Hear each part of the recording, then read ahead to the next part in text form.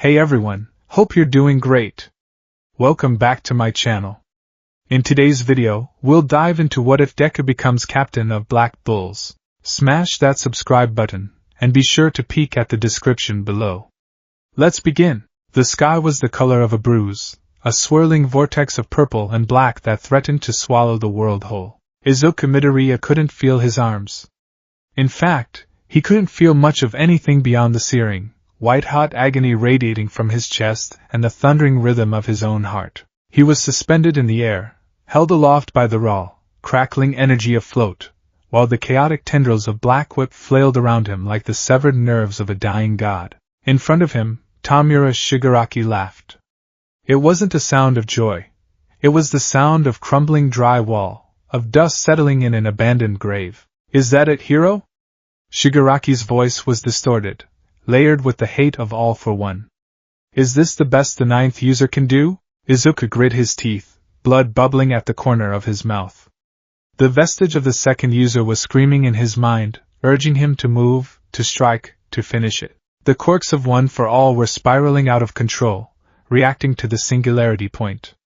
The very air around them was warping, reality bending under the weight of two infinite powers clashing. I won't. Izuku wheezed, the green lightning around his body turning jagged, wild. I won't let you destroy anything else. He pulled back his right arm. Fa Gene built up kinetic energy, layer upon layer, until his limb felt like it weighed 1,000 tons. One for all, 100%. Detroit.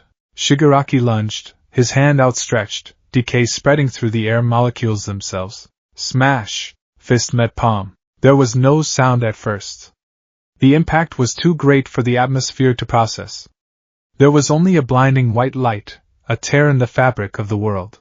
Izuku felt the impact shudder through his skeleton, shattering what few bones were left intact. But then, something wrong happened. The energies didn't cancel out. They fused. The warping of space caused by Shigaraki's decay eating away at the energy of One for All created a void. A vacuum. Izuku saw the world twist. He saw Uraraka screaming his name from the ground. He saw Bakugo trying to blast himself into the air. And then, he saw nothing. The gravity reversed. The light turned from white to a deep, sickly violet. Izuku felt himself being pulled, not down, but sideways, through a gap in reality that shouldn't exist. I'm sorry, Mom, he thought, the darkness swallowing him whole. I tried. Then, the universe turned off. The Forsaken Realm, Hage Village. 5 years ago, the first thing Izuku noticed was the smell. It didn't smell like burning ozone or city smog. It smelled of wet earth, pine needles, and something else, something sweet and heavy, like static electricity before a thunderstorm, but organic. He gasped, his eyes snapping open. Pain rushed back into his body, but it was duller now, a throbbing ache rather than sharp agony. He was lying on his back, staring up at a canopy of leaves that looked slightly too green, slightly too vibrant. Alive, he muttered, his voice raspy. I'm alive? He tried to sit up and immediately regretted it. His costume, the beta suit, tattered and ruined, clung to his skin. He looked down at his arms. They were bruised, scarred, covered in the remnants of the support bracers, but they were there. Danger sense, he whispered. Nothing. The constant buzzing that had plagued him for months was silent. One for all? He reached for the power. It was there, a deep, roaring bonfire in his chest, but it felt dormant, heavy. He tried to summon Black Whip. A small, smoky tendril fizzled out of his wrist and died. Exhaustion, he analyzed, his habit kicking in despite the situation. My stockpile is depleted. My body is in shock. I need to assess my location. Did Shigaraki's warp quirk throw me to a remote location? Or did the blast knock me into a rural prefecture? He forced himself to his feet, leaning against a massive tree trunk. He stumbled through the underbrush, his red boots crunching on foreign leaves. Then, he heard a scream. It was a high-pitched, terrified sound. A child. Izuku's body moved before his brain could process the pain. Hero instinct. He pushed off the tree, channeling a meager 5% of One for All throughout his body. It hurt, but the green lightning flickered to life, illuminating the dim forest. He burst through the tree line and skidded to a halt. He was on a hill overlooking a small, rustic village. It looked like something out of a history book or a fantasy RPG.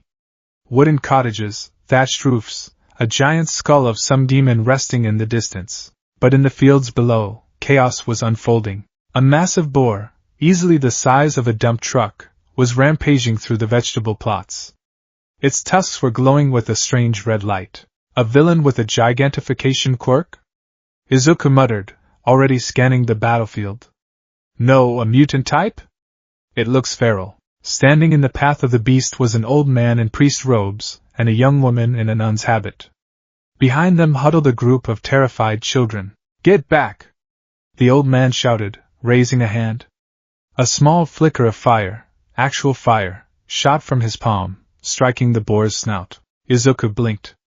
Pyrokinesis? The nun raised her hands, and water shot out, forming a weak barrier. Hydrokinesis? Multiple quirks? Izuku's mind raced. Are they pros? No, the output is too low. Civilians acting in self-defense. But two distinct elemental quirks in one village? That's statistically improbable unless... The boar roared, shaking off the fire and water. It lowered its head, preparing to charge. The civilians were defenseless. The children were crying. Analysis time was over. Izuku grit his teeth. One for all, give me 20%. The lightning flared brighter. The ground beneath his feet cracked. With a sonic boom that startled the birds from the trees, Izuku launched himself into the air. Below, Father Orsi and Sister Lily braced for death. The glowing red tusks of the magical beast were feet away. Asta! You know! Run! Orsi screamed. Suddenly, a green comet fell from the sky. Izuku landed squarely between the priest and the beast. He didn't have the momentum for a kick, so he planted his feet, digging his heels into the dirt. He caught the boar's massive tusks with his bare hands. Boom! The shockwave flattened the crops for 50 meters. Dust billowed up, obscuring the view. Orsi coughed, waving the dust away. What happened? Did the magic knights arrive? As the dust settled, the villagers gasped. Standing there, holding the thrashing, magical beast in place by sheer physical strength, was a boy. He was covered in blood and grime, wearing strange, ruined green armor. Green electricity crackled around him like a storm. Are you all okay? The boy asked. His language was strange, Japanese, but the dialect was slightly off compared to the Clover Kingdom's standard tongue, yet somehow understandable. The boar squealed, channeling magic into its tusks. Fire erupted around Izuku's hands. Izuku didn't flinch. He didn't have fire resistance, but he had pain tolerance that would make a Noma blush. Bad. Izuku grunted, his eyes glowing neon green. Doggy! He twisted his hips, engaging his core. With a roar of exertion, he lifted the multi-ton beast over his head. Smash! He slammed the beast into the ground. The earth buckled. The beast's eyes rolled back into its head, knocked unconscious instantly by the sheer kinetic force. Silence descended on Hage Village. Izuku stood over the defeated monster, his chest heaving. The green lightning faded. He turned to the stunned priest and the nun. He tried to smile, his signature all-might smile, but it came out as a pained grimace. Is everyone safe? Then, his eyes rolled back, and he collapsed face first into the dirt. The capital, 3 days later. Julius Navachrono loved wandering in disguise. The heavy burden of being the Wizard King was suffocating, and sometimes, an old lady transforming into a commoner was the only way to breathe. He had been in the Forsaken Realm investigating a strange magical anomaly, a spike in mana that felt less like magic and more like pressure. He stood in the infirmary of the Magic Knight's headquarters, staring down at the boy lying in the bed. Marks, Julius said, his voice dropping its playful tone. Report. Marks, his advisor, looked stressed as usual. Sir, we found him in Hage Village. The locals say he fell from the sky and took out a high-level wild boar with a single physical blow. But that's not the strange part. Julius stepped closer, his blue eyes gleaming with curiosity. Oh, Owen has examined him 3 times, Marks said, checking his clipboard. Sir, the boy has no mana. 0. Not low levels like a peasant. I mean none. He's empty. It's biologically impossible. Julius's eyes widened. No mana? And yet, Marx continued, his muscle density is abnormal. His bone structure shows signs of repeated, massive trauma that has healed over, and when he was unconscious, the erratic energy readings we got weren't magic. It was life force. Stockpiled life force. The boy on the bed stirred. His green hair was a mess, and freckles dotted his pale cheeks. He groaned, his eyes fluttering open. Green irises focused on Julius. The boy immediately scrambled back against the headboard, scanning the room. Where? Recovery girl? No. Hospital? Who are you? Julius smiled, holding up his hands.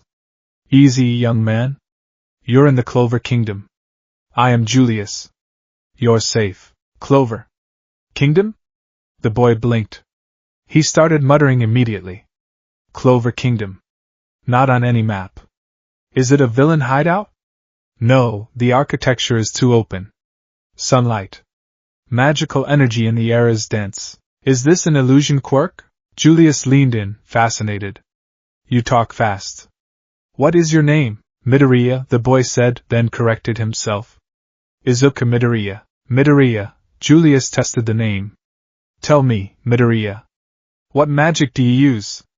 You defeated a beast with pure strength, yet you have no mana.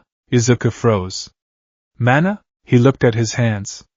He looked at Julius. The realization hit him like a truck. The different stars in the sky. The feeling of the air. The strange clothes. I'm not in Japan anymore, am I? Izuku whispered. I have no idea what a Japan is, Julius said cheerfully. But you are definitely an anomaly. And I love anomalies. 5 years later, the Magic Knight's entrance exam. 5 years. It had been 5 years since Izuku Midoriya fell into the Clover Kingdom. He was 21 years old now. He stood at the edge of the Colosseum balcony, leaning against the stone railing. He wasn't wearing the robes of a captain yet, but he wore a modified version of the Black Bull's mantle, a black cloak with gold trim over a sturdy, dark green combat suit that resembled his old hero costume, minus the cowl. He had filled 142 notebooks since arriving here. Notebook 13, Magic Physics vs. Quirk Physics. Notebook 45, The Geopolitical Structure of the Clover Kingdom. Notebook 89, Why Yami Sukahiro Needs to Eat More Fiber. Izuku sighed, rubbing the bridge of his nose. The noise of the exam candidates below was deafening. You look nervous, Midoriya, a voice said. Izuku jumped, turning to see William Vengeance, captain of the Golden Dawn. Ah! Captain Vengeance. Izuku bowed habitually. Well, I am. This is my first time attending the exam as the representative. William's masked face betrayed no emotion, but his tone was polite. It is a tragedy what happened to Yami. To vanish into a dimensional rift. The Black Bulls have been without a head for 6 months. The Wizard King has placed a lot of trust in you to appoint you as his successor. I'm just keeping the seat warm, Izuku muttered, looking back down at the arena. Captain Yami will come back. He's just lost. He has a bad sense of direction. It was a dimensional rift, Midoriya. Not a wrong turn. Izuku gripped the railing. He knew that better than anyone. He had been there. He had been Yami's vice-captain, a title Yami invented just to annoy the other captains because Izuku technically didn't have a grimoire. Flashback. Listen, kid, Yami had said, blowing smoke into Izuku's face 3 years ago. You got no magic. I'm a foreigner. We're both weirdos. But you hit like a goddamn meteor and you think too much. I need someone to do the thinking so I can do the toilet time. You're hired. Izuku swallowed the lump in his throat. Yami had taken him in when the other squads laughed at the mannerless boy. Yami had taught him how to sense ki, which, combined with danger sense, made Izuku nearly untouchable. Now Yami was gone. And the Black Bulls were falling apart. They were destructive, depressed, and chaotic. They needed a hero. They got Izuku. Let the exams begin. Julius's voice boomed over the arena. Izuku watched intently. He needed recruits. Not just powerful ones. He needed people who had the heart. He watched the broom flying test. He watched the mana power test, and then he saw him, a short, loud, ash-blonde boy. He was screaming. He was trying to fly on a broom and failing miserably. The crowd laughed. The nobles sneered. He has no mana, Nozel Silva scoffed from his seat a few feet away. Why is he even here? Just like you were, Midoriya. Izuku ignored Nozel. His eyes were locked on the boy. Asta, he felt it. Not mana. But a presence. A familiar struggle. He's like me, Izuku thought. The way he stands. He's trained his body to compensate. Look at the muscle definition in his calves. He runs every day. He lifts. Then came the combat portion, Asta versus Sek. When Asta pulled out that giant, rusted sword and slammed Sek into the ground with a blur of speed, the captains went silent. Anti-magic, Charlotte Rose murmured. Interesting. He has no potential, Fugolian Vermilion countered. Without mana, he is a liability in a prolonged war. Izuku's hand twitched. He opened Notebook 143 and scribbled furiously. Anti-magic swordsman. High physical stats. Negates magic. Perfect counter to AoE mages. Needs mobility support. Then, there was another one. A girl with silver pigtails. Noelle Silva. She stood in the center of the arena for the target test. She fired a water spell. It missed the target, and blew up a statue of the first Wizard King. The crowd laughed. The Silvas turned away in disgust. In embarrassment, Nozel whispered. Izuku frowned. Her mana reserves are immense. She's not weak, she's overflowing. It's like trying to drink from a fire hose. She doesn't need discipline, she needs confidence and a focal point. The exam ended. The selection began. Candidate number 164, Uno. All hands went up. He chose the Golden Dawn. Candidate number 165, Asta. Silence. Not a single hand went up. Asta stood in the center of the arena, trembling. The silence stretched on, suffocating. The nobles snickered. I'm sorry, the announcer began. Next candidate. Boom. The sound of stone cracking echoed through the Colosseum. Izuku Midoriya had jumped from the captain's box. He didn't use a spell to slow his fall. He landed in a crouch, creating a crater in the arena floor. Dust rose around him. He stood up, brushing off his black mantle. The entire stadium went deadly silent. The green beast of the Clover Kingdom. The man who had leveled a dungeon with a punch. Izuku walked forward. The pressure coming off him wasn't mana. It was pure, unadulterated intimidation mixed with the ghostly buzz of danger sense. He stopped in front of Asta. Asta looked up, eyes wide. Hello? You have no mana, Izuku said. His voice wasn't loud, but it carried. Asta grit his teeth. I know. But I don't have mana either, Izuku interrupted. Gasps rippled through the crowd. It was a known rumor, but hearing a captain confirm it was different. Izuku pointed a scarred finger at Asta's chest. They think that makes you weak. They think that because you can't float or shoot fire, you can't save anyone. Izuku turned his head, his green eyes scanning the nobles, the captains, the royals. But being a magic knight isn't about how much mana you have, Izuku declared, his voice rising. It's about how much you're willing to sacrifice to help those who can't help themselves. It's about meddling when you don't need to. He looked back at Asta. He smiled, a genuine, nervous, but hopeful smile. I'm Izuku Midoriya, acting captain of the Black Bulls. Join my squad. Let's show them that we can be strong without their blessed powers. Asta's eyes filled with tears. He wiped them away furiously and screamed, Yes, Sir. Thank you, sir. I won't let you down. Good, Izuku said. He turned to the side. You too. The girl with the pigtails. Noelle Silva froze in the stands. Me? You have too much power to control, Izuku analyzed rapidly, muttering slightly. Your subconscious acts as a limiter because you're afraid of hurting people, which causes the mana to discharge erratically. I can help you with the physics of vector control. Come down here. Nozel stood up in the box, furious. Midoriya! You cannot take a royal into that dump of a squad. Izuku looked up at Nozel. His eyes flashed with green electricity, just for a second. Watch me. The Black Bull's base. That evening, the base was burning. Again. Izuku stood at the front gate, Asta and Noel flanking him. A fireball flew out of a window, followed by a maniacal laugh. Die! Die! Die! I'll hit it back, Izuku sighed. He adjusted his black mantle. Welcome to the base. Please don't die. He pushed the door open. Magna Swing and Luck Valtia were destroying the common room. Magna was launching fireballs. Luck was dodging with lightning speed. Vanessa was passed out on the couch in her underwear, surrounded by bottles. Ghost was talking to a picture of his sister. Gray was a giant stone chair. Stop! Izuku shouted. He didn't use his voice alone. He used Black Whip. Black tendrils shot out from his back, moving faster than the eye could see. One wrapped around Magna, pinning him to the wall.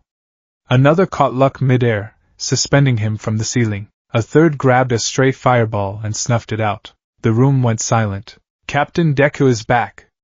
Luck cheered, swinging upside down. Fight me! Fight me! Not today, Luck, Izuku said, rubbing his temples. The nickname Deku had stuck.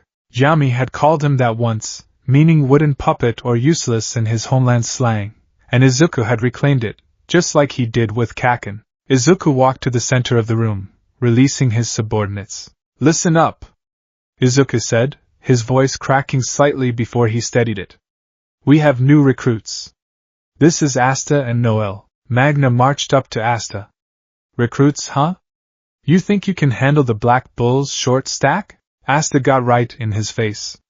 I'm not short. I'm compact. Enough, Izuku said. He pulled a notebook out of his pocket. Magna, your fireballs are sloppy. You're wasting 30% of your mana on heat dispersion instead of propulsion. If you spin the mana counterclockwise, you can increase velocity by 15%.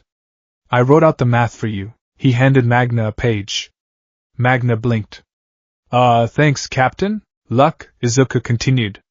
You're relying on reflex. You need to predict? I've set up a training regimen for you involving sensory deprivation. Sounds fun.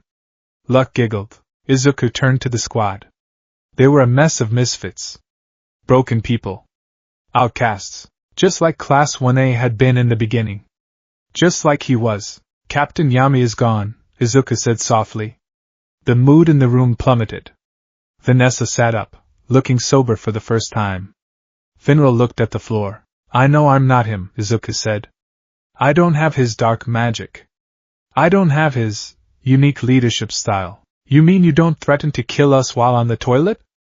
Finral offered. Exactly, Izuku smiled weakly. But Yami picked us. He picked every single one of us because he saw something the rest of the kingdom didn't. He saw potential. Izuku clenched his fist. Green sparks danced across his knuckles. We are the Black Bulls. People think we're the worst squad. They think we're failures. But I'm going to make us the greatest hero agency. I mean, Magic Knight Squad, this kingdom has ever seen. We're going to save everyone. Even the people who hate us. He looked at Asta and Noel. Plus Ultra, Izuku whispered. Huh? Asta tilted his head. It means, go beyond your limits, Izuku corrected, blushing slightly. It's a phrase from my village. Yeah. Surpass your limits. Asta roared. The first mission, Sashi Village. 2 weeks later. Usually, captains didn't accompany rookies on their first mission. It was beneath them. Izuku Midoriya was not a normal captain. Captain, are you sure you should be here? Magna asked, driving his broomstick, the crazy cyclone. Asta was clinging to the back, screaming. Noelle was riding her own broom, wobbly, but flying, thanks to Izuku's lessons on center of mass. Izuku was running on the ground below them. Actually, he wasn't running. He was bounding. With 8% full cowling, he was leaping from tree branch to tree branch, keeping pace with the brooms easily. I just want to observe. Izuku shouted up. And I need the cardio. They arrived at Sashi Village, Magna's hometown, to find it shrouded in mist. This isn't right, Izuku said, landing silently on the village outskirts. Danger sense was buzzing at the base of his skull like an angry hornet. Hostiles. High level. We go in. Magna shouted, rushing forward. Wait. Formation. Izuku tried to command, but Asta and Magna were already charging. Sigh. Why are they all like Kakin? Izuku followed, keeping to the shadows. He wanted to see how they handled it. He needed them to grow. He watched from a rooftop as Magna and Asta fought the ice mages. He watched Noel hesitate, terrified to strike. You can do it, Noel, Izuku whispered, gripping a chimney until it cracked. Protect them. When Noel finally cast her sea dragon's lair to protect the villagers, Izuku beamed with pride. But then, the leader stepped out. Heath Grice. The timer was running out. The villagers were gathered in the square. Large icicles formed above them, ready to drop. Time's up, he stated coldly. Die. Magna was out of mana. Asta was too far away. Noel's shield was breaking. The icicles fell. Smash. The sound was like a thunderclap. The icicles shattered into a million glittering diamonds before they could touch a single villager. Standing in the center of the square was Izuku. His cloak billowed in the wind. His right leg was extended high. He had kicked the air with enough force to create a shockwave that decimated the ice. Captain? Asta cheered. Heath Grice stared. The green beast. I didn't think a captain would come to the boonies. Izuku lowered his leg. He looked at the villagers huddled behind him. He looked at the fear in their eyes. He remembered his mother. He remembered All Might. You targeted civilians, Izuku said. His voice was low, devoid of his usual stutter. It was the voice of a man who had fought wars. He took a step forward. The ground cracked. Why? Izuku asked. For the master, he said, launching a barrage of ice shards. Izuku didn't dodge. He swatted them away with the back of his hand. Ping. Ping. Ping. You attack those who cannot defend themselves, Izuku said, walking through the blizzard. You use your power to instill fear. He appeared in front of Heath. He didn't use magic. He didn't use a spell. He used Fa Gene. He gathered the kinetic energy of his run, his jumps, his heartbeat. That is not what power is for. Izuku punched Heath in the gut. It wasn't a kill shot. It was a surgical strike designed to incapacitate. Heath's eyes bugged out. The armor on his chest shattered.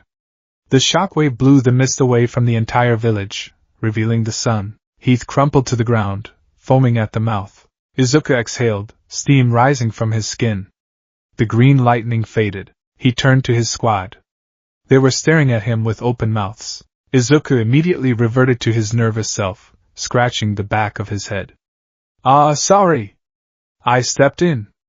I should have let you handle it.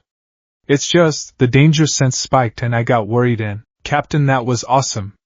Asta and Magna tackled him. Izuku laughed, flailing. In the distance, a small bird with anti-magic horns, Nero, watched from a branch. She tilted her head. This boy was strange. He wasn't of this world. But as she watched him fuss over the villagers, checking for injuries, she decided. He might just be exactly what this kingdom needed. Back at the base, Asta asked the question everyone wondered. Captain, why didn't you get a grimoire? Izuku sat at his desk, which was covered in teetering stacks of paper. I went to the tower, actually. 4 years ago. Flashback. Izuku stood in the tower. Grimoires were flying everywhere. One floated toward him, a thick green book. Izuku reached for it. Suddenly, the book stopped. It seemed to sniff him. Then, the book literally shivered, closed itself, and flew back to the shelf. Izuku, did I just get rejected by a book? Yami, wahahaha. Even the books know you're a nerd. It was traumatizing, Izuku muttered. Don't worry, Captain. Asta gave a thumbs up. We're the grimoire-less buddies. Thanks, Asta. Meanwhile, somewhere in a pocket dimension, the vestiges of One for All were playing poker. Why didn't you let him take the book? The fifth user asked. We don't need paper, the second user scoffed. We have Quark Singularity. Besides, I didn't like the cover art. The capital of the Clover Kingdom, Kika, was a city built on the concept of inequality. From the sky, it was a spiraling monument to classism. The common realm was a bustling, chaotic ring of brick and mortar, smelling of unwashed bodies and hard work. The noble realm, elevated and gated, smelled of perfume and old money.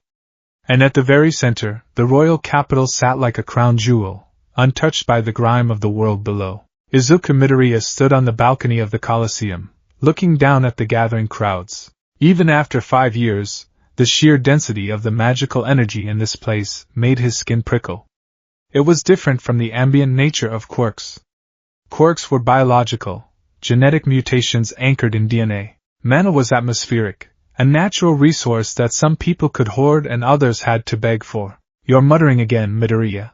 Izuku jumped, nearly dropping Notebook 143, Entrance Exam Analysis. He spun around, his cape swishing. Captain Fugolian! Fugolian Vermilion, captain of the Crimson Lion Kings, stood with his arms crossed. He was a man of intense discipline, someone Izuku respected immensely. In many ways, Fugolian reminded him of Ada, stern, loud, but possessing a heart of absolute gold. I was just analyzing the structural integrity of the barrier magic, Izuku lied poorly, scratching his cheek. And thinking about the applicants. The applicants, Fugolian mused, stepping up to the railing. His eyes, sharp and discerning, swept over the hundreds of teenagers gathering in the arena below. This year's crop seems energetic, though, as always, most are fodder. Only a handful will have the resolve to be magic knights. Resolve is important, Izuku said quietly. Sometimes more important than power. Fugolian glanced at the young man beside him. Izuku Midoriya was an oddity among the captains. He was the only one without a noble bloodline that anyone knew of, the only one without a grimoire, and the only one who fought entirely with his body. The other nobles, specifically the Silvas and the Kira family, called him the Green Brute or the Alien. But Fugolian had seen Midoriya hold back a flood with a single kick.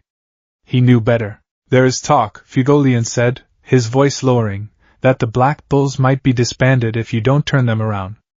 Yami Sukahiro left behind a chaotic legacy. The parliament is looking for an excuse to cut your funding entirely. Izuku gripped the stone railing. I know. We haven't exactly met our star quota. And the property damage reports are high. A screeching voice cut in. Jack the Ripper, captain of the green praying mantises, slinked out of the shadows, licking a blade. Kiki, your squad destroyed a historic tavern last week because a fly landed in someone's soup. That was luck. Izuku defended weakly. And it was a wasp. A magical wasp. Excuses, a cold, arrogant voice drifted from the best seat in the box. Izuku stiffened. He didn't need danger sense to know who that was. Nozel Silva sat with perfect posture, his silver braid resting over his shoulder. He didn't even look at Izuku. To Nozel, Izuku was a mistake of nature, a man with no mana who dared to stand on equal footing with royalty. The Black Bulls are a stain on the Magic Knights, Nozel stated, flipping a page of a document he wasn't really reading. A collection of peasants, criminals, and failures. And now, led by a foreigner with no magical potential. It is a farce. Izuku took a deep breath.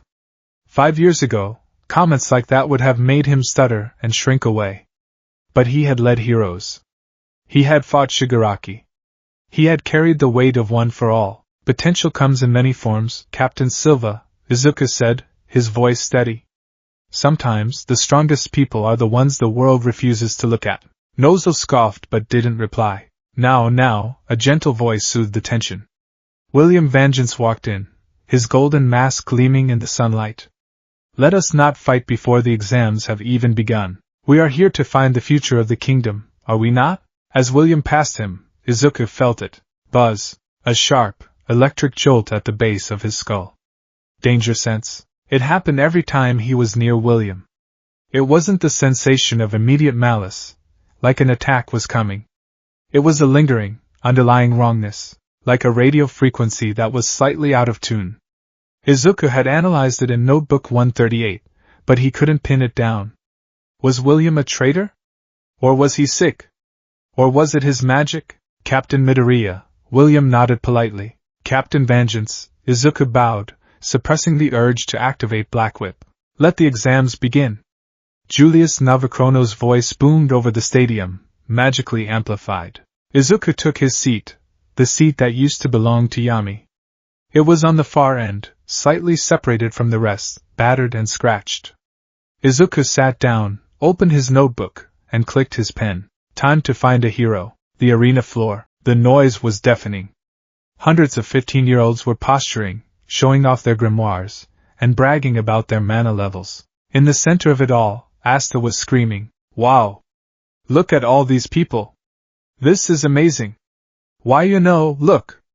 That guy has a horn on his head." Cool and collected as always, ignored him. "Quiet, Asta. You're embarrassing us."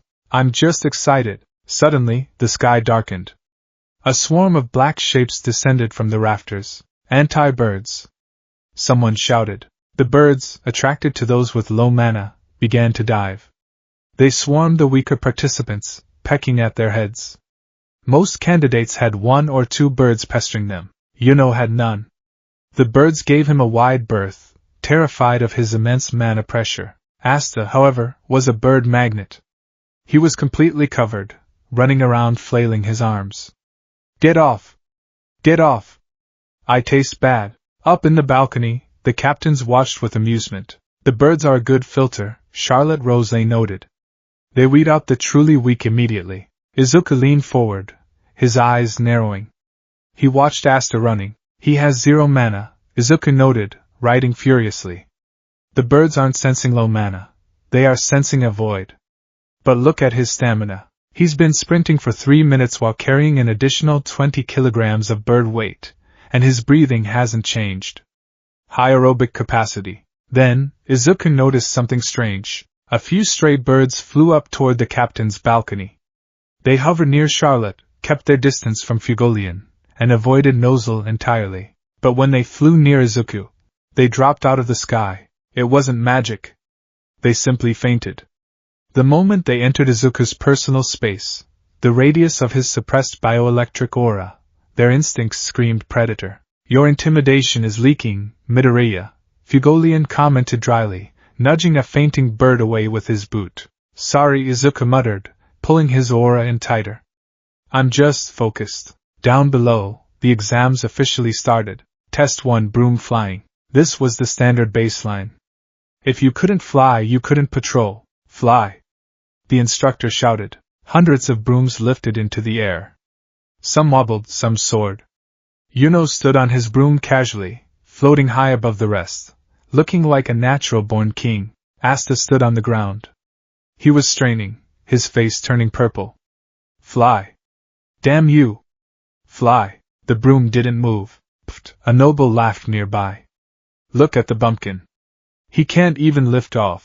Izuku watched, tapping his pen against his chin. Magic in this world operates on conscious command channeled through mana. The broom is a conduit. Asta isn't failing to command it. He has no fuel to put in the tank. It's like trying to start a car with no gasoline. He's hopeless, Nozel dismissed. "Wait," Izuku whispered. Asta abandoned the magical method. He grabbed the broom handle, shouted "Fine!" and threw the broom like a javelin. It sailed across the arena, embedding itself in the stone wall. Then, Asta sprinted, jumped, and balanced on the handle sticking out of the wall. "I'm flying!" "Sort of!" Asta yelled. The crowd laughed. The captains shook their heads, but Izuku smiled. Lateral thinking. He identified the objective, get off the ground, and found a physical solution when the magical one failed. It's reckless, stupid, and destroys public property. Just like All Might. Test 2, Magic Power Display. Participants had to fire a spell at a brick wall. Destroyed the wall with a blast of wind that shook the stands. Asta punched the wall. His hand started bleeding. The wall didn't break. "Next!" the instructor yelled, dismissing him. Asta walked away, nursing his hand, his head hung low. The whispers were getting louder. "Trash. Peasant. Why is he here?" Izuku's grip on his pen tightened until the plastic cracked. He knew that walk. He knew the slump of those shoulders. He had walked that path for 14 years of his life. The feeling of being hollow in a world full of special people. Don't give up, Izuku thought, projecting the thought as hard as he could. Show them. Test 3, Magic Control. Test 4, Creation Magic. Asta failed everything. By the time the final test arrived, the crowd wasn't even laughing anymore. They were just ignoring him. He was a non-factor. Final test. the instructor bellowed. Combat! Pair up and fight. You may use your grimoires. Surrender or incapacitation ends the match. Medical mages are on standby. This was it. The real test. Asta looked around. No one wanted to pair with the failure. Hey! You! A blond boy with a sleazy grin approached Asta. I'm Sek. Let's pair up. I think we'll have a great match. Izuku narrowed his eyes. Sek Bronzatsa. Magic attributes, bronze creation. Psychological profile, opportunist.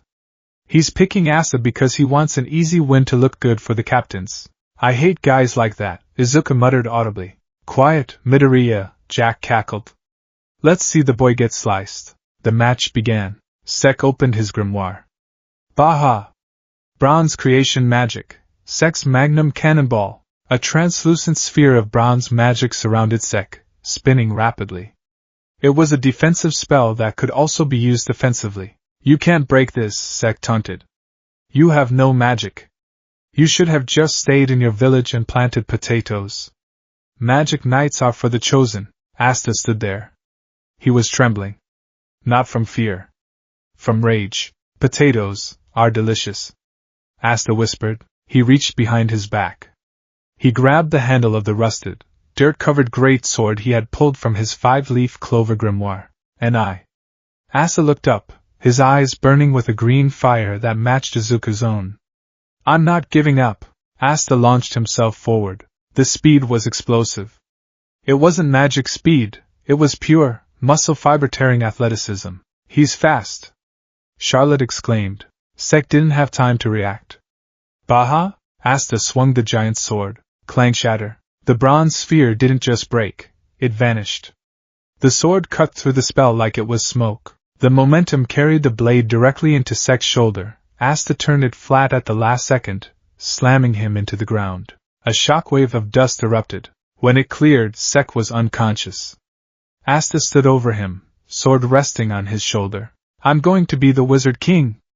Asta roared at the silent stadium.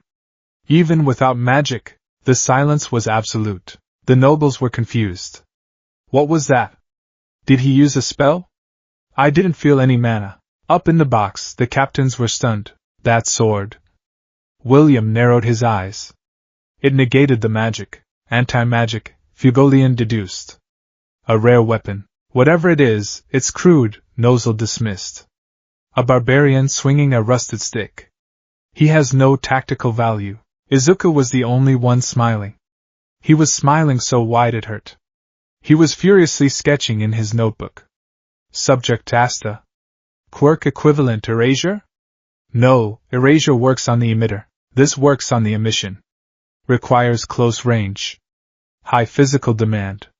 He turned his weakness into a weapon. He's the one, Izuku whispered. The royal embarrassment. The fights continued. Yuno defeated a noble in one hit without moving. Then, it was Noelle Silva's turn. Izuku watched closely. He knew who she was. The youngest Silva. The one the rumors said was a failure who couldn't control her magic. Noelle stepped into the ring against a sturdy-looking earth mage. She looked terrified. Her hand, holding her wand, was shaking. I am royalty, she whispered to herself. I am royalty. I can do this. Begin! The earth mage launched a rock bullet. Water creation magic. Sea dragon's nest. Noelle cried out. A massive sphere of water erupted from her wand. But it was too big. Too volatile.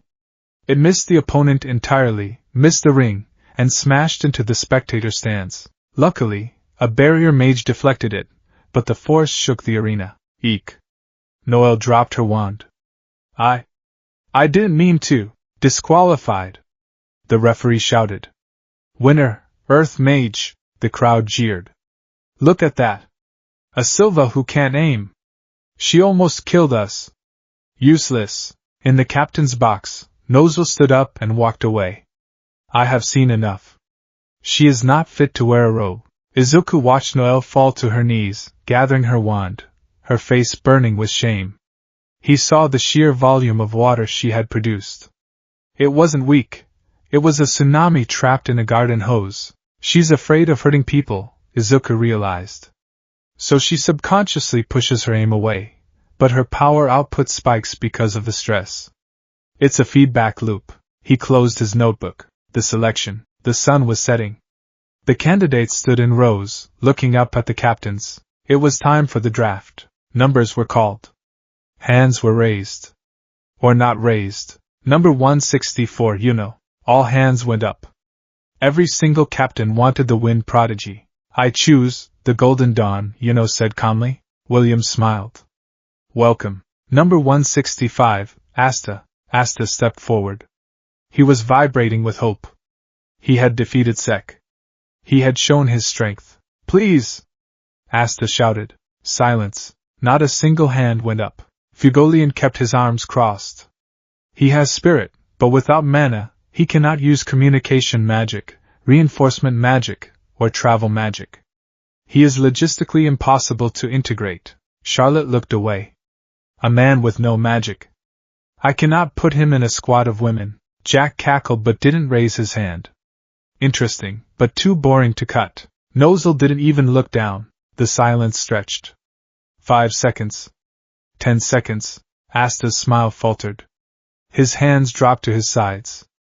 The hope in his eyes began to crack, replaced by the crushing reality he had fought against his whole life. Of course, Asta thought. It doesn't matter how hard I train. It doesn't matter that I won. They just don't see me. Number 166. The announcer began. Scree. The sound of a chair dragging across stone echoed through the Colosseum. Izuku Midoriya stood up. He didn't just raise his hand. He climbed up onto the stone railing of the balcony. What is he doing?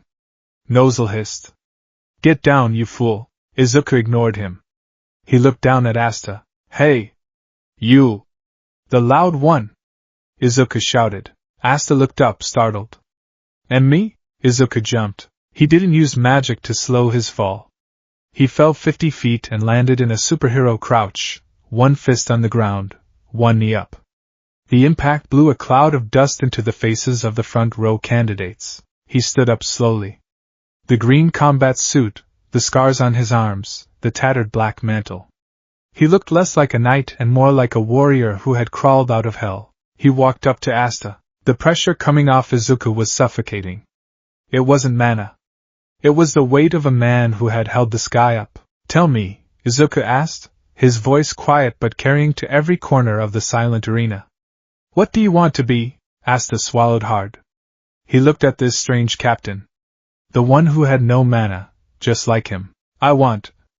Asta clenched his fists. I want to be the Wizard King. I want to prove that even if you're poor, even if you're an orphan, even if you have no magic, you can be the greatest. The nobles snickered. Izuku's head snapped toward the laughter. His eyes glowed, a flicker of one for all at 10%. The laughter died instantly. The air grew heavy, static electricity causing hair to stand on end. They laugh at you, Izuku said, turning back to Asta. They laughed at me, too. They said I was useless. They said I should give up. Izuku held out his hand. It was scarred, calloused, and trembling slightly. Being a hero, being a magic knight, it isn't about the power you were born with, Izuku said, channeling every lesson All Might had ever taught him. It's about what you do when the odds are zero. It's about moving your body before you can think to save someone else. Izuku smiled. It was the smile of a successor. I don't care about your mana. I care about your guts. Come to the Black Bulls, Asta. Let's show them what useless people can do. Tears streamed down Asta's face. He didn't wipe them away this time. He grabbed Izuku's hand. Yes, Captain. Asta screamed, his voice breaking. Good, Izuku beamed. Then he turned around. Where are you going? I'm not done. He walked past the stunned candidates and stopped in front of Noelle Silva. Noelle flinched. She was trying to sneak away. I wasn't picked. I'm picking you, Izuku said simply. What? Noelle blinked. But I can't control my magic. I almost killed people. I know, Izuku nodded, pulling out a notebook. I saw the vector of your spell. You have a psychological block causing a deviation in your mana release point. Also, your wand grip is wrong, and you're repressing your emotions, which makes the magic volatile. Noelle stared at him. How do you know that? I analyze things, Izuku tapped his temple. You have more mana than half the captains here. If you learn to control it, you'll be unstoppable. He extended a hand to her. Join us. I'll teach you. I promise. Midoriya, Nozel Silva had appeared at the edge of the balcony, looking down with pure venom. She is a Silva, Nozel spat. She is a failure, yes, but she is my family's failure. Do not think you can drag royalty into your sewer of a squad. The tension in the arena spiked. A captain challenging a royal? Izuku looked up at Nozel. He remembered Todoroki. He remembered the pain of family expectations. With all due respect, Captain Silva, Izuku said, his voice hardening. You rejected her. She's a free agent. Izuku placed a hand on Noel's shoulder. She looked up at him, wide-eyed. No one had ever defended her. No one had ever wanted her. And Izuku added, his eyes locking with Nozel's. The Black Bulls don't care about bloodlines. We care about results. If you don't want her, I'll take her. And I'll make her stronger than you. Gasps rippled through the crowd. That was a declaration of war. Nozel's eyes narrowed into slits. You will regret this arrogance, boy. Maybe, Izuku shrugged, returning to his nervous persona instantly. But we really need a water mage. Our plumbing is terrible. He ushered a stunned Asta and Noel toward the exit. Okay team. Let's go. We have to catch the sunset train because the portal mage is sick and I don't have enough money for a private carriage. As they walked away, Yuno watched them go. He smiled, just a little. Asta found a good one. The walk to the base. The journey to the Black Bull's base was loud. Captain? You were so cool. You jumped down like, whoosh. And then you were like, join me. And that guy was like, no. Asta was recounting the events that happened 10 minutes ago, while running backwards in front of Izuku. Please stop yelling, Asta, Noel sighed, flipping her hair. And you, Captain? Midoriya? Why did you pick me? Is it because I'm royalty? Izuku was walking briskly, his danger sense constantly scanning the woods. No. Actually, royalty usually means more paperwork for me. Then why? Izuku stopped. He looked at Noel. Because you hesitated, Izuku said. Noel blinked. What? In the arena. When your spell went wild. You tried to pull it back. You were terrified of hurting the spectators. You care about human life more than your own pride. Izuku smiled gently. That's the most important quality for a Black Bull. We protect people. Everything else, aim, power, control, we can fix. But I can't teach you to care.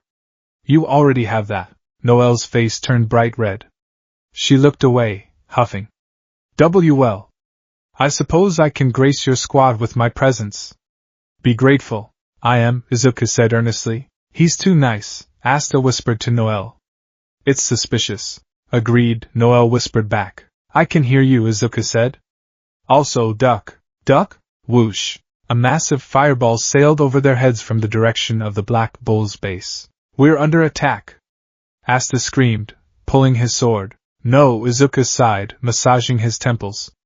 That's just the welcome party. They stood before the base. It was a chaotic castle, cobbled together with mismatched stone, constantly shifting as the spatial mage inside rearranged rooms. Smoke was pouring from the chimney. Is it safe?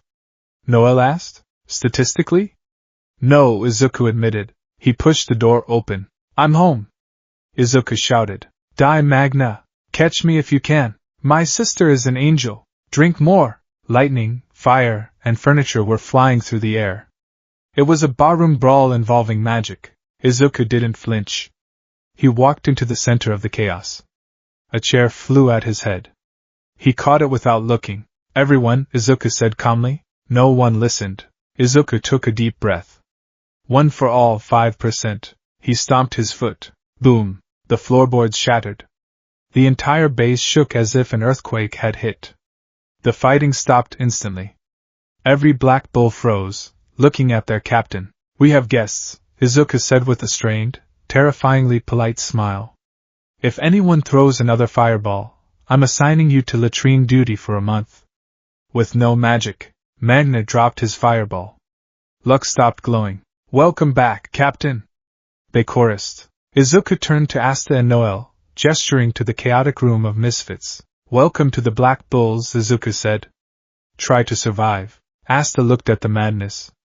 He looked at the destructive power. He looked at his strange, quirkless captain. He grinned. I think I'm gonna like it here. Oh, make the notebooks. Later that night, Asta was settling into his room, which was just a hallway that Izuku had cleared out. Izuku knocked on the door frame. Asta? Before you sleep. Izuku handed him a stack of 3 notebooks. What's this? Asta asked. Training regimen, Izuku said, his eyes gleaming with manic intensity. I've analyzed your muscle composition. Since you have no mana reinforcement, we need to increase your fast-twitch muscle fibers. Also, I sketched out some sword techniques based on a pro-hero named Eraserhead and a villain named Stain. You need to learn how to parry, not just block. Asta opened the first book. It was filled with dense, tiny handwriting and detailed anatomical drawings. Did you write this just now? Asta asked. No, I wrote it during the exam while watching you breathe, Izuku said casually. Anyway, training starts at 4 a.m. We're running up the volcano. Good night. Izuku vanished. Asta stared at the book. He's a demon. A training demon? In the other room, Noel received a similar stack. Fluid Dynamics? Noel read the title. Why do I need to learn physics? Noel hugged the book to her chest. She wouldn't admit it, but for the first time in her life, she felt like someone actually believed she could learn. The headquarters of the Black Bulls was less of a military base and more of an architectural argument. It was a towering, lopsided structure of black stone and slate that looked as though it had been built by 5 different architects who hated each other, and then glued together by a giant child. Standing before the massive wooden doors, Asta vibrated with excitement. Noel Silva stood beside him, clutching her wand so tightly her knuckles were white, looking at the building with a mixture of apprehension and patrician disgust. So, Asta shouted, this is where the magic happens. Literally. Izuku Midoriya stood behind them, adjusting the golden tassels on his black mantle. He sighed, a puff of white breath escaping into the cool evening air. His danger sense wasn't just buzzing, it was playing a low, constant hum, like a refrigerator in an empty room. It's certainly unique, Izuku said diplomatically. Now listen. The squad is a bit eccentric. But they are good people. Mostly. Just keep your guard up. Is it trapped? Noel asked, eyeing a gargoyle suspiciously. No, Izuku said. The people inside are the traps. He pushed the doors open. I'm hum. Izuku announced, channeling his inner all-might to project confidence. The response was immediate. Die, you battle freak! Catch me, Magna! Ha! A fireball, roughly the size of a beach ball, screamed across the room. It was pursued closely by a bolt of lightning in the shape of a grinning boy. Duck, Izuku stated calmly. He didn't move his feet. The green lightning of One for All flared instantly, full cowling at 5%. His hand shot up, black tendrils of energy exploding from his wrist. Black whip, pinpoint focus. The tendrils snatched the fireball out of the air inches from Noel's nose. With a flick of his wrist, Izuku redirected the thermal energy upward, dissipating it harmlessly against the high stone ceiling. In the same motion, a second tendril lashed out, wrapping around the ankle of the lightning boy, Luck Valtia, who was running on the walls. Izuku yanked gently but firmly, pulling Luck down from the ceiling and dangling him midair. Hi, Captain! Luck chirped, swinging upside down. You caught me! Fight me! Fight me right now! Not inside, Luck, Izuku said, the black energy receding into his skin. We talked about this. Structural integrity. If we break the support beams again, the spatial reconstruction takes days. The chaos of the common room paused. It was a cavernous space filled with mismatched furniture, empty bottles, and strange magical tools. On the sofa, a woman in practically nothing but lingerie, Vanessa, waved a wine bottle. A large man with a soft face, gray, was currently transformed into a potted plant.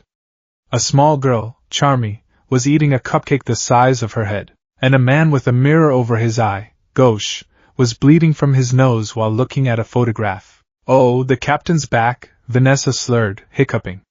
And he brought, Children, recruits, Izuku corrected, stepping fully into the light.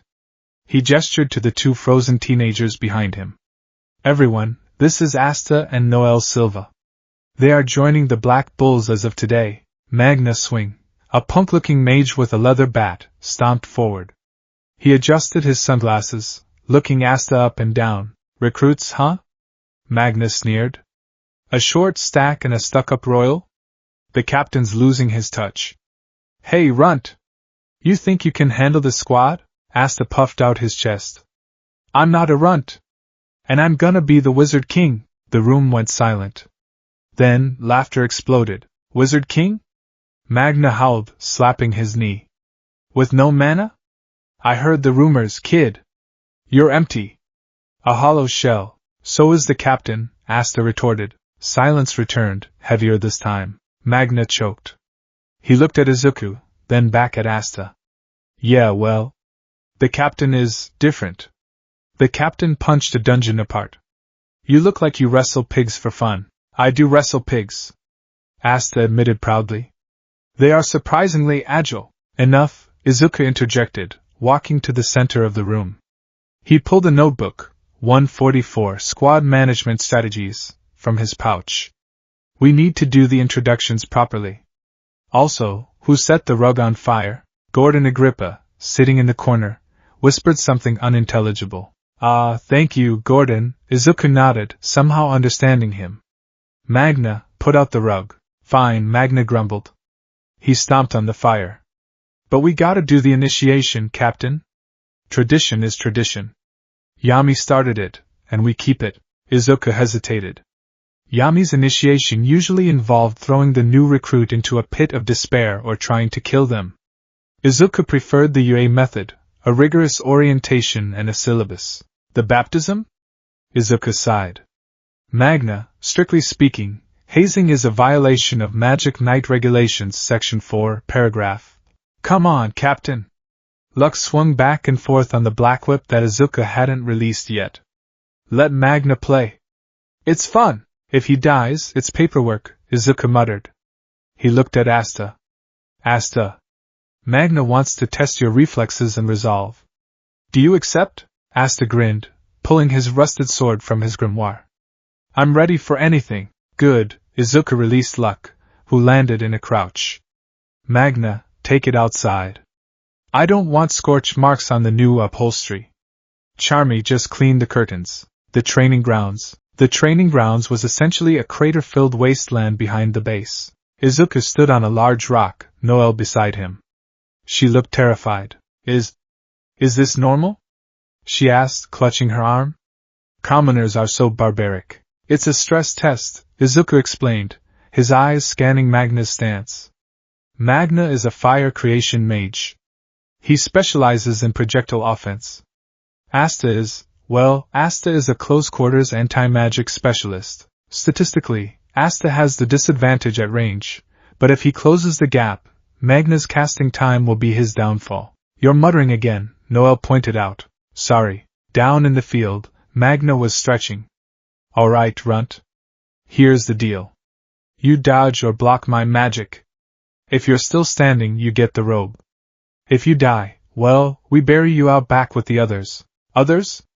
Asta yelped. He's joking, Izuku called out. Mostly. There's only one grave, and it's for a hamster. R.I.P. Sir Fluffy, Gordon whispered from the shadows. Here comes the heat.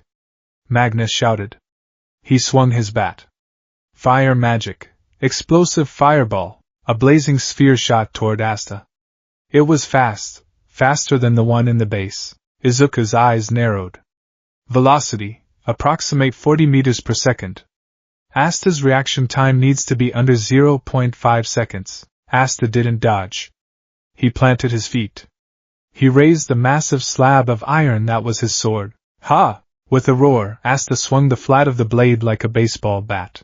Clang! The fireball didn't explode on contact. The anti-magic blade repelled it, sending the spell ricocheting off the metal at a sharp angle. It flew sideways, crashing into a boulder and detonating in a shower of sparks. Whoa! Magna grinned. Not bad. But can you handle the curve? Magna wound up again. Fire magic. Prison kill balls. 3 fireballs this time. One went high, one went low, one went wide. They're tracking him, Izuku noted, clicking a pen he had produced from nowhere. Magna is applying spin to the mana to alter the trajectory mid-flight. It's the Magnus effect applied to magical energy. Asta was running now. He was a blur of movement. He ducked the high one, jumped over the low one. The third one curved behind him. Behind you! Noelle screamed. Asta spun, the sword acting as a shield. The fireball struck the blade, fizzling out instantly into black smoke. He's negating it, Noelle whispered, eyes wide. He's just erasing the magic. He's cutting the mana bonds, Izuku corrected, sketching furiously in his notebook.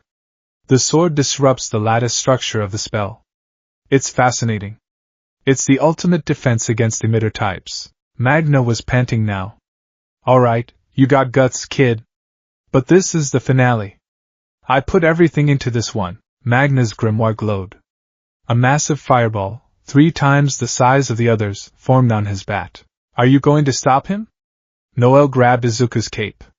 That's too much. Izuku watched. His danger sense spiked slightly, but not to lethal levels. He saw Asta's eyes. There was no fear. Just determination. No, Izuku said softly. Watch. Maximum fireball. Magna swung. The heat was intense. The ground scorched as the spell flew. Asta didn't swing this time.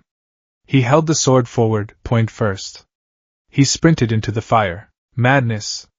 Magna yelled. Asta drove the sword into the center of the fireball.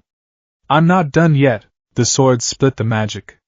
Asta cleaved through the flames like a ship breaking a wave. He burst through the other side, his clothes singed but his body unharmed. He was inside Magna's guard. Magna flinched, expecting a strike. Asta stopped. The tip of his massive sword hovered an inch from Magna's nose. I win! Asta grinned, his face covered in soot. Silence descended on the training ground. Then Magna started laughing. Wahaha! You crazy bastard! You charged straight in. Are you stupid? Maybe. Asta laughed too. I like you. Magna slapped Asta on the back hard enough to make him stumble. You're a real man. Welcome to the Black Bulls. Magna ripped off his own robe, he had a spare, apparently, and tossed it to Asta. Wear it with pride, runt. Izuku smiled, closing his notebook.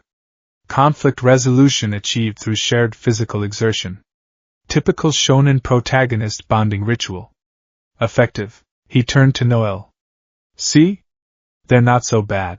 Noelle looked at the 2 idiots laughing in the soot. She looked at the robe and Asta's hands. Humph, she crossed her arms. I suppose they are adequately barbaric. Here, Izuku handed her a folded robe he had been carrying. You get one too. Noelle froze. But I didn't pass a test. You came here, Izuku said, looking her in the eye. You walked into a base full of lunatics because you wanted to prove yourself. That was the test. You passed. Noelle took the black cloth. The gold bull insignia shimmered. She held it like it was made of glass. Thank you, she whispered, so quietly Izuku barely heard it. The lecture, strategy meeting. An hour later, Izuku gathered the squad in the common room. He had dragged a large chalkboard out from the storage closet. All right, everyone, listen up. Izuku announced, clapping his hands. As your acting captain, I've analyzed the squad's performance over the last quarter. While our combat power is S rank, our collateral damage is, well, it's bankrupting us. And our public approval rating is in the negatives. The squad groaned. Boring. Luck complained, kicking his legs from the sofa. Can we just go beat up bad guys? You can't save people if you bury them under rubble. Luck, Izuku scolded gently. He pointed to the board, which was covered in diagrams, equations, and stick figures. Lesson 1, Vector Control and Physics. Izuku pointed to a drawing of a baseball. Magna. I watched your prison kill balls. You're using brute force to spin the mana. If you visualize the air resistance, the drag coefficient, you can achieve a tighter curve with 20% less mana expenditure. It's about the wrist snap, not the bicep. Magna blinked. He looked at his hands. Science magic? Physics, Izuku corrected. It's the rules the universe plays by. Magic can bend them, but gravity and friction still exist. He turned to Noel, who was sitting stiffly on a wooden chair. Noel, your issue isn't power. It's recoil. You're bracing yourself against the magic instead of flowing with it. When you cast, you lean back. Newton's third law: for every action, there is an equal and opposite reaction. If you shoot a blast that strong, you need to anchor your center of gravity forward. Izuku demonstrated, dropping into a combat stance. Like this. Engage your core. Root your heels. Noel watched intently. No one had ever explained how to stand. They just told her to control it. And luck, Izuku pointed to the boy. You rely on sensing mana to dodge. But what if you fight someone like Asta? Or me? We have no mana. Luck paused. I would smell you. My scent is mint and soap, Izuku said. Not very threatening. You need to learn to read muscle tension. The telegraphing of a punch starts in the shoulder, not the fist. I want you to wear a blindfold for the next 3 days. A blindfold. Luck beamed.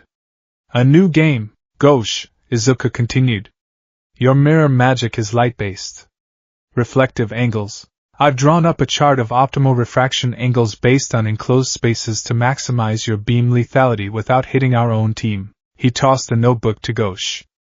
Gauche caught it, opened it, and saw a drawing of his sister Marie on the first page with a speech bubble saying "Do your best, big brother." Gauche started bleeding from his nose again. You drew Marie? She's beautiful. I will memorize this book. Calculated pandering, Izuku muttered to himself. But effective. Vanessa yawned, stretching her legs. And what about me, Captain Boy? Any tips for the drunk witch? Izuku looked at Vanessa.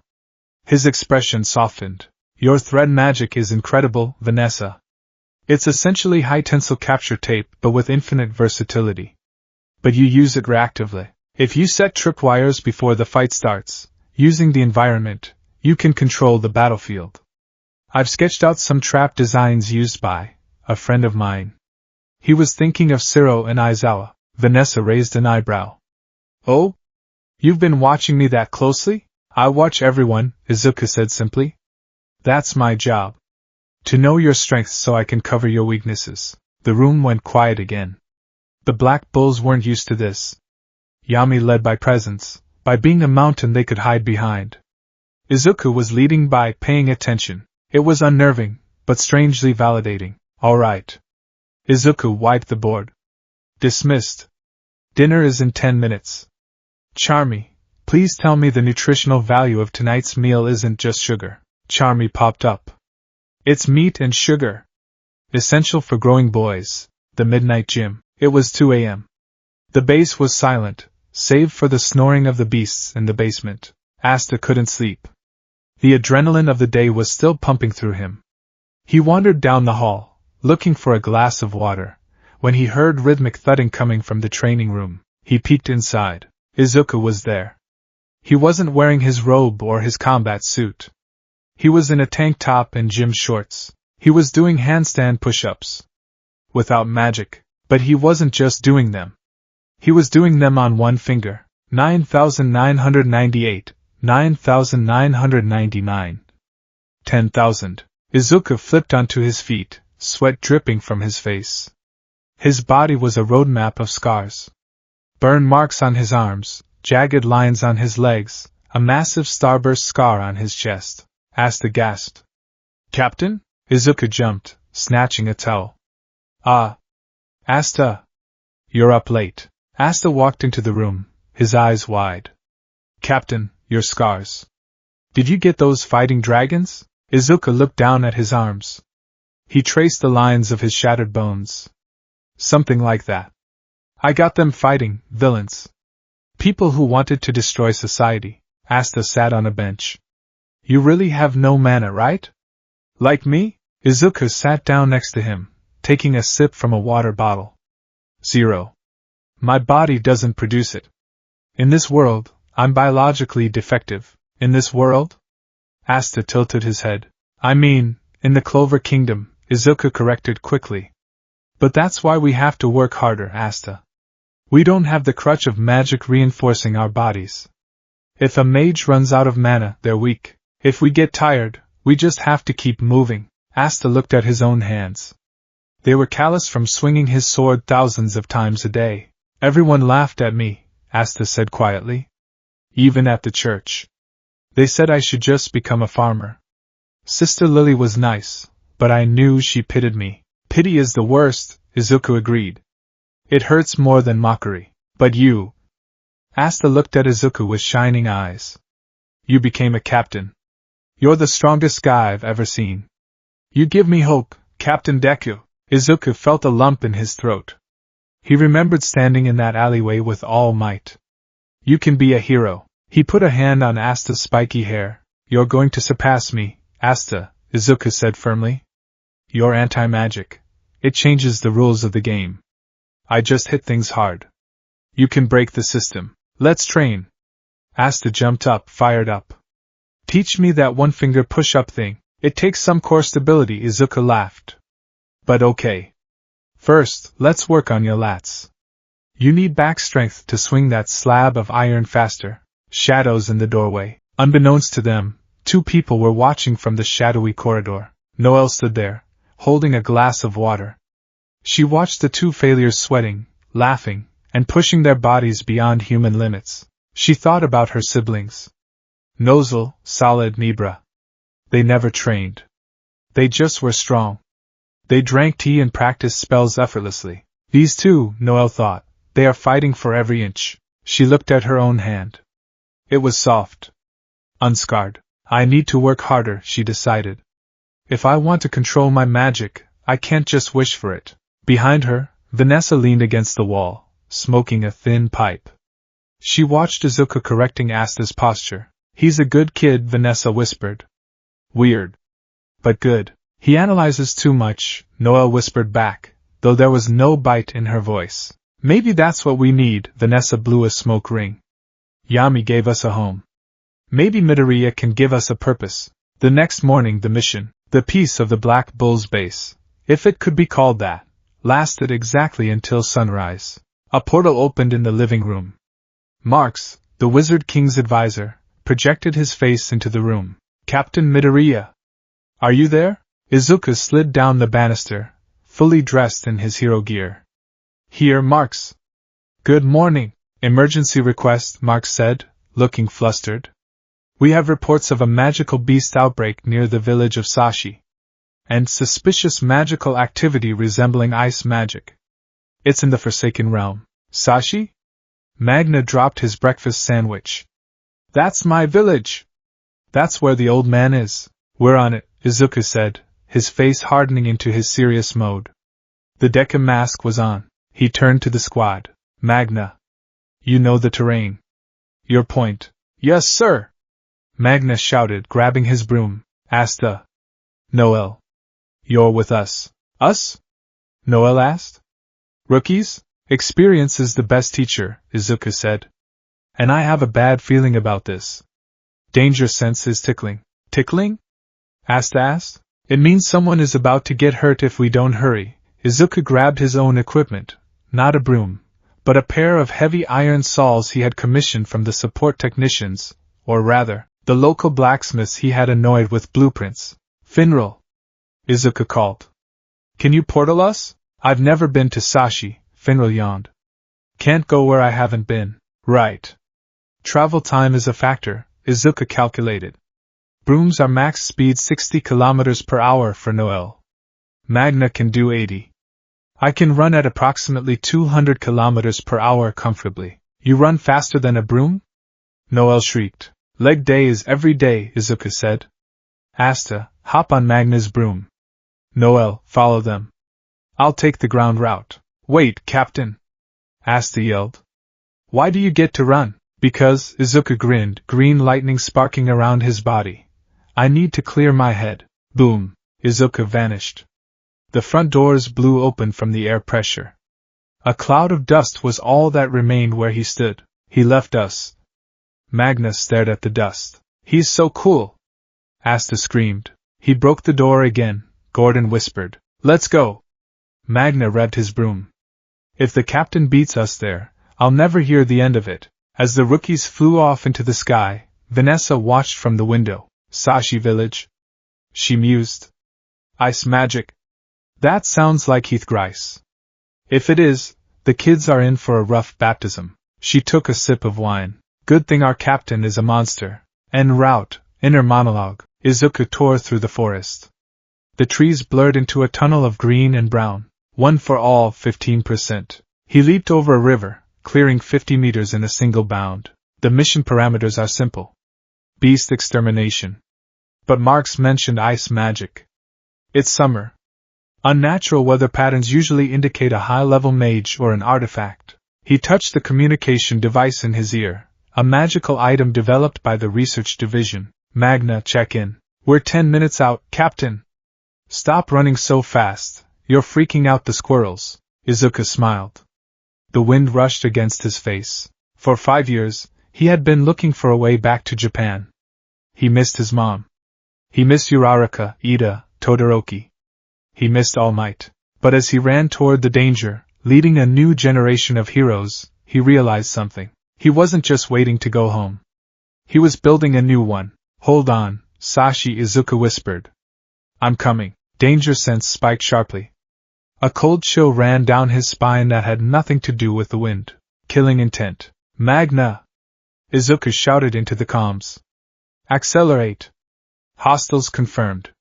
This isn't a beast hunt. It's a raid. What? Go. I'm engaging 20%. The green lightning turned blindingly white. The forest exploded behind him as he broke the sound barrier. The mist that clung to the outskirts of Sashi Village was unnatural. It was too thick, too cold, and it tasted of old iron and stagnant water. It didn't move with the wind. It hung suspended, a suffocating blanket that muffled sound and obscured vision. Izuku Midoriya crouched on the thick branch of an ancient oak tree overlooking the village entrance. The green lightning of full cowling hummed quietly against his skin, a low-voltage buzz that kept his muscles primed. Temperature drop of 15 degrees Celsius within a 100-meter radius, Izuku whispered, pulling a small, battered notebook from his pouch. He scribbled quickly, the pen moving in a blur. Localized weather manipulation. High-level ice magic. Not a wild beast. Definitely a coordinated attack. Below him, the mist swirled. His danger sense was throbbing at the base of his skull, a persistent, rhythmic ache that signaled imminent violence. It wasn't the sharp spike of a sniper shot, but the heavy, oppressive weight of malicious intent. They're scared, Izuku noted, his eyes narrowing as he peered through the fog with enhanced vision. In the village square, huddled together like sheep, were the villagers. Men, women, children. They were on their knees, hands clasped, trembling. Surrounding them were figures cloaked in robes, their faces hidden, wands raised. Icicles, sharp as spears, hovered menacingly above the civilians' heads. Execution style, Izuku grit his teeth. Hostage situation. He touched the comms unit in his ear. Magna. Status? We're breaking through the mist now. Magna's voice crackled, sounding tight and angry. I know this fog. It's covering the whole village. My mom, the mayor. Stay calm, Izuku commanded, his voice shifting from nervous nerd to pro-hero. Panic leads to mistakes. Asta, Noel. Do not engage until you have a visual. If you hit a civilian, you fail. Understood. Noel's voice was shaky. Roger that, Captain. I'll smash the bad guys. Asta yelled, causing Izuku to wince and pull the earpiece away. Stealth is not an option for him, Izuku sighed. He closed his notebook and stood up on the branch. He could go in now. He could drop down, generate a shockwave with a 30% Manchester smash, and knock every villain unconscious in less than 3 seconds. He calculated the trajectory. He mapped the positions. It would be easy, but he hesitated. They need to learn, Izuku thought, his grip on the bark tightening until it splintered. Yami left them unprepared for the real world. They rely on brute force and luck. If I solve every problem for them, they'll die the moment I'm not there. He sat back down, watching. Waiting. Show me what you can do, Black Bulls. The village square. Time is money. A cold, monotonous voice cut through the silence. Heath Grice stood in the center of the square, checking a pocket watch. His scar ran down his face, distorting his expression into a permanent sneer. "We are behind schedule," he stated. "The magic stone has not been located. The villagers claim ignorance. Therefore, they are useless." He looked down at the old man kneeling in the dirt. Sehi, the village chief and Magna's father figure. 10 seconds, Heath said. "Tell me where the stone is, or the first road dies." I told you," Sehi wheezed, blood dripping from a cut on his forehead. "We don't know about any stone." 5 seconds. The icicles lowered. A child began to cry. 3, 2, whoosh. A fireball tore through the mist. It wasn't just a spell. It was a scream of rage made manifest. "Get away from them!" Magna's swing burst into the square on his broom, the crazy cyclone. He jumped off midair, swinging his baseball bat. He slammed the fireball toward Heath. Heath didn't move. A wall of ice erupted from the ground, absorbing the flame. Steam hissed, obscuring the view. "Magna!" Sehi gasped. You came back?" "Of course I came back, you old geezer." Magna landed, sliding in the dirt to stand between the executioners and the villagers. He was shaking, his sunglasses crooked. "I'm a magic knight of the Black Bulls. I don't abandon my home." "A peasant knight," Heath noted, checking his watch again. "How quaint. You are 30 seconds late to save them." "Shut up!" Magna roared. "Fire magic. Explosive scatter shot." He swung his bat, launching a volley of fireballs.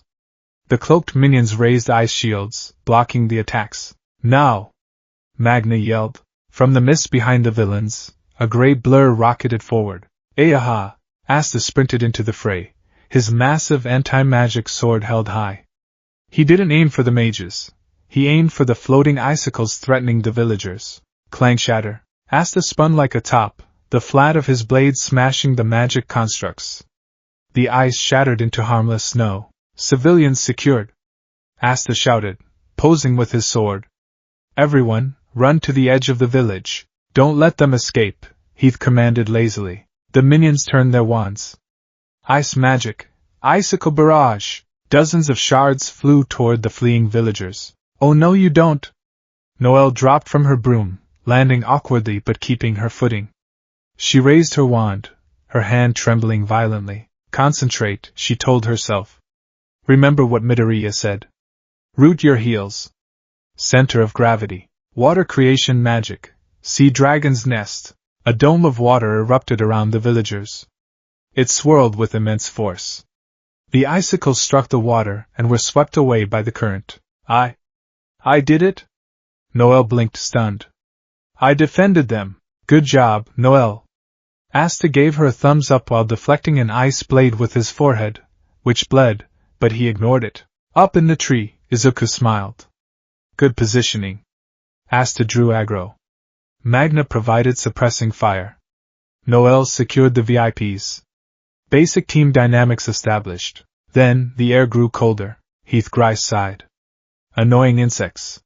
You are wasting my time." He raised a hand. The ground rumbled. Ice magic, continual blizzard. The mist thickened and swirled into a vortex. The temperature plummeted. Frost began to creep up Asta's legs. Magna's fire shrunk to embers. Noelle's water dome began to freeze solid. "My fire!" Magna gasped, his breath visible. "It's getting snuffed out." "This isn't just ice," Izuku observed from above, his eyes narrowing. "He's lowering the ambient kinetic energy of the atoms in the air. He's freezing the mana itself." Heath pointed at Magna. "You care so much for this village. Let's see you die for it." Huge spikes of ice, denser and sharper than before, materialized around Heath. He launched them. Magna tried to block, but his bat was frozen. He took a shard to the shoulder, crying out as he was thrown back. "Magna!" Asta tried to run, but his feet were frozen to the ground. "Damn it! Move!" A small black bird, Nero, landed on Asta's head and pecked him angrily. "Oh! Not now, bird!" The boy with no magic, Heath looked at Asta. "You are an anomaly. But anomalies die all the same." He launched a massive block of ice at Asta. Asta raised his sword, blocking the impact, but the sheer weight drove him into the mud. He was pinned. "Noelle!" Asta screamed. Keep the shield up. Noelle was crying. Her mana was draining fast. The water dome was cracking under the assault of the minions. I can't hold it. 3 minutes, Heath announced. That is how long it will take to kill you all. Efficient. Magnus struggled to his knees. He looked at the villagers. He looked at Sehi. I won't let you. Magna grabbed his grimoire. It was glowing faintly. I won't let you touch them. Magna, don't. Noelle shouted. You're out of mana. I don't need mana. Magna roared. I have guts, he charged. It was suicide. He had no spell prepared. He was just a boy with a bat running at a high-level mage. Heath didn't even blink. Foolish, he flicked his finger. A spear of ice, aimed directly at Magna's heart, shot forward. Time seemed to slow down. Asta screamed. Noelle froze. The villagers gasped. Magna saw the spear coming. He knew he couldn't dodge. Sorry, old man. I guess I was a failure after all. Crack boom. The sound wasn't the sound of ice piercing flesh. It was the sound of the sound barrier breaking. A cloud of dust exploded between Magna and Heath. A shockwave rippled outward, shattering the windows of the nearby cottages and blowing the mist away instantly. Magna fell backward, shielding his eyes. What the? As the dust settled, a figure stood there. He was wearing green iron sole boots that were dug deep into the earth. Steam rose from his body in thick waves. One hand was raised, palm open. Held in that palm, stopped dead in its tracks, was the ice spear. Izuku Midoriya crushed his fingers. The ice shattered into powder. He didn't look back at Magna. He looked straight at Heath Grice. His green eyes were glowing with a ferocity that made the ice mage take an involuntary step back. You said 3 minutes? Izuku asked. His voice was terrifyingly calm. He checked an imaginary watch on his wrist. Your time is up. The green beast. Captain? Asta cheered, ripping his feet free from the weakened ice. Midoriya! Noelle breathed a sigh of relief, letting her shield drop. Heath Grice stared at the newcomer. You stopped my spell with your bare hand? That is impossible. You have no barrier magic. I felt no mana. I don't need mana to break ice, Izuku said. He flicked the ice dust off his glove. Ice is just water molecules arranged in a crystal lattice. Apply enough pressure to the stress points, and it crumbles. Science again? Magna groaned, clutching his bleeding shoulder. Captain, watch out. This guy is strong. I know, Izuku said. Magna, Asta, Noelle. Fall back. Protect the villagers. Triage the wounded. Put pressure on that shoulder wound. But Captain, we can fight. Asta argued. Asta, Izuku turned his head slightly. This isn't a training exercise. This man is trying to commit mass murder. I am not asking. The tone, commanding, absolute, and laced with the authority of the Wizard King, made Asta snap his mouth shut. Yes, sir! The rookies retreated. Izuku stood alone against Heath and his 4 subordinates. One man? He scoffed. Arrogance. Men, kill him. The 4 subordinates raised their wands. Combined magic, avalanche cannon, a massive wave of snow and ice, heavy enough to crush a tank, rolled toward Izuku. Izuku didn't move. He closed his eyes for a fraction of a second. One for all, full cowling. 20%. Fa gene, release. Green lightning arced wildly, tearing up the ground around him. Smash! Izuku punched the air. He didn't touch the ice. The air pressure generated by his fist formed a cannonball of compressed wind. The air force blast met the avalanche. The avalanche lost. The ice was blasted backward, turning into a harmless snowstorm that buried the subordinates. They were knocked unconscious instantly by the concussive force. Heath Grice stood alone, his robe flapping in the gale force wind Izuku had created. For the first time, the look of boredom left his face. Wind magic? Heath guessed. No. There was no mana. Pure physical force? You are the anomaly from the rumors. The captain of the Black Bulls, and you are Heath Grice, Izuku deduced. Your obsession with time suggests a pathological need for control. You view these people as numbers. Variables in an equation. Izuku took a step forward. Danger sense buzzed. I hate people like you, Izuku said. He scowled. Ice magic. Icicle labyrinth. Suddenly, spikes of ice erupted from the ground beneath Izuku. They were faster than before, jagged and deadly. Izuku jumped. He bounced off the side of one spire, kicked off another, moving like a pinball. Too slow, Heath muttered. My ice freezes movement. The air around Izuku turned white. The moisture on his clothes froze instantly. His joints stiffened. Cold, Izuku thought. My body temperature is dropping. Metabolism slowing. I need to generate heat. He landed on a roof. Heath fired a barrage of razor-sharp snowflakes. Izuku crossed his arms. Black whip! Black tendrils exploded from his back, forming a chaotic shield that batted the snowflakes away. You have 2 attributes? Heath paused. Reinforcement and darkness? Something like that, Izuku bluffed. He needed to close the distance. He launched himself off the roof. Heath created a massive wall of ice, 3 meters thick. You cannot break this, Heath declared. It is reinforced with my strongest mana. Izuku was midair. He couldn't dodge. I don't need to break it, Izuku muttered. I just need to vibrate it. He pulled his arm back. 1 for all 30%. Gear shift. Low gear. He didn't use the quirk to change speed. He used the concept of resonance. He struck the wall not with a smash, but with a rapid-fire barrage of punches. Machine gun blow. Ta-da-da-ta-ta-da. The ice wall groaned. A high-pitched frequency screamed through the air. The lattice structure of the ice couldn't handle the rapid kinetic transfer. It exploded. Heath's eyes widened. What? Izuku burst through the shower of ice shards. He was right in front of Heath. You look at your watch too much, Izuku shouted. He grabbed Heath's wrist, the one holding the watch.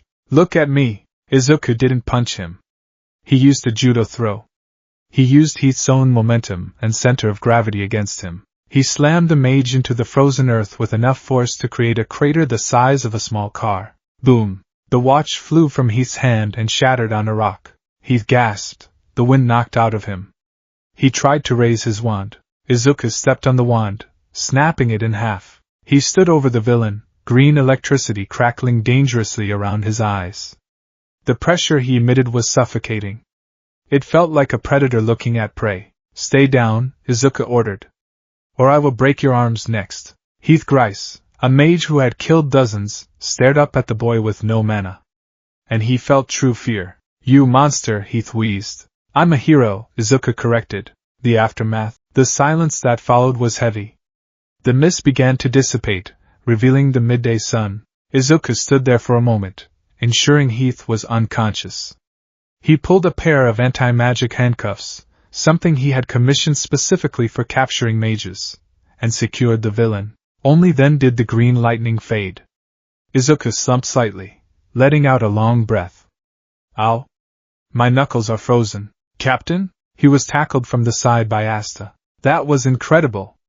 You were like, pow. And he was like, ah. And the ice went boom. Asta was vibrating. Asta, please, my ribs, Izuku wheezed. Magna limped over, supported by Noel. Captain, you saved us. Izuku straightened up, patting Asta on the head to calm him down. He looked at Magna. I didn't save you, Magna. You held the line. If you hadn't intercepted that first fireball, the villagers would have panicked. If Asta hadn't drawn their fire, the barrier would have failed. If Noel hadn't protected the civilians, I wouldn't have been able to use my area of effect attacks. He placed a hand on Magna's uninjured shoulder. You bought time. That's the most important resource in a rescue mission. You did good. Magna, the tough delinquent, started to tear up. He wiped his eyes behind his sunglasses. Damn dust, getting in my eyes, Chief Seihi. Magna broke away, running to the old man. Izuku watched them reunite. He pulled out a first aid kit from his pouch. Noel, come here. Your hands are frostbitten. I have a warming salve. I'm fine, Noel said, hiding her hands. You're not fine. Izuku took her hands gently. They were blue and shaking. He applied the ointment efficiently. You held a high-level creation spell against the continuous assault. Your mana control has improved by 40% since yesterday. Noel blushed, looking down. It was scary. I thought I was going to die. Fear is good, Izuku said, wrapping bandages around her fingers. It tells you where your limits are. Then you go beyond them. Plus ultra? Noel asked softly. Plus ultra, Izuku smiled. Hey! Look at this! Asta shouted from near the defeated villains. The anti-bird, Nero, was pecking at Heath's robe. Asta reached in and pulled out a small, jagged stone. It glowed with an eerie, dark light. Is this the stone they were looking for? Asta asked, holding it up. Izuku walked over.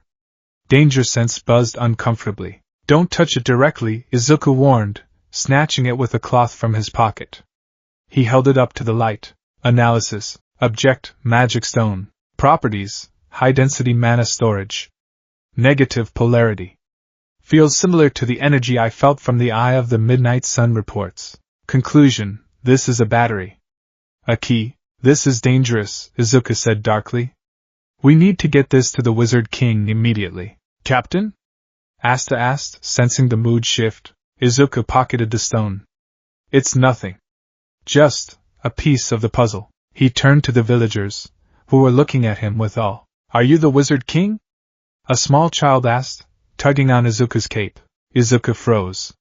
He blushed bright red. And no. I'm just a captain. The Wizard King is Julius. He's much cooler, but you have no magic, the boy said. Like me, Izuku knelt down. He looked the boy in the eye. You don't need magic to be strong, Izuku said, loud enough for Asta to hear. The strongest power is the will to protect others. Remember that. Asta watched, clutching his sword. He looked at the villagers cheering. He looked at Magna hugging his dad. He looked at Izuku, surrounded by kids. The Wizard King isn't just the strongest, Asta realized. He's the ultimate shield, the report. Later that night, back at the capital, Izuku stood in Julius Navachrono's office.